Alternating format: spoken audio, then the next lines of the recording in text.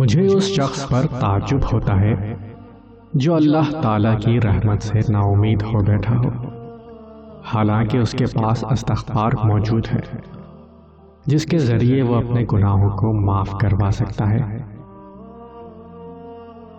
اللہ تعالیٰ تمہاری توبہ سے اتنا خوش ہوتا ہے جیسے کوئی اپنی گمشدہ چیز کے ملنے سے خوش ہوتا ہے۔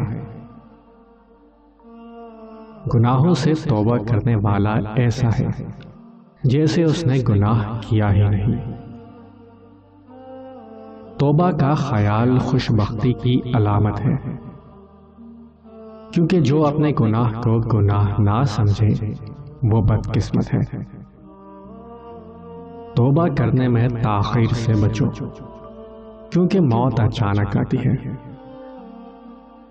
جب ایک جوان انسان توبہ کرتا ہے تو مشرق سے مغرب تک کے قبرستانوں میں سے 40 دن تک عذاب ہٹا لیا جاتا ہے۔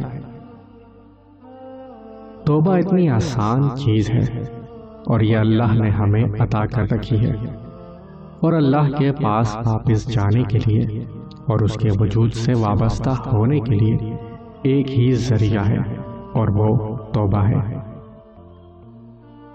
جب انسان کے دل میں ایسا غم پیدا ہو جس کی وجہ سمجھ نہ آئے تو وہ انسان کے کسی ایسے گناہ کا نتیجہ ہوتا ہے جس کی توبہ اس نے ابھی تک نہیں کی ہوتی۔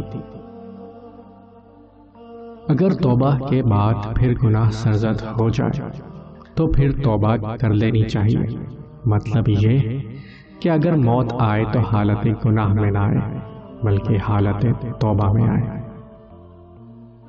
توبہ کرتے رہا کرو، زندگی کب ختم ہو جائے گی کوئی نہیں جانتا۔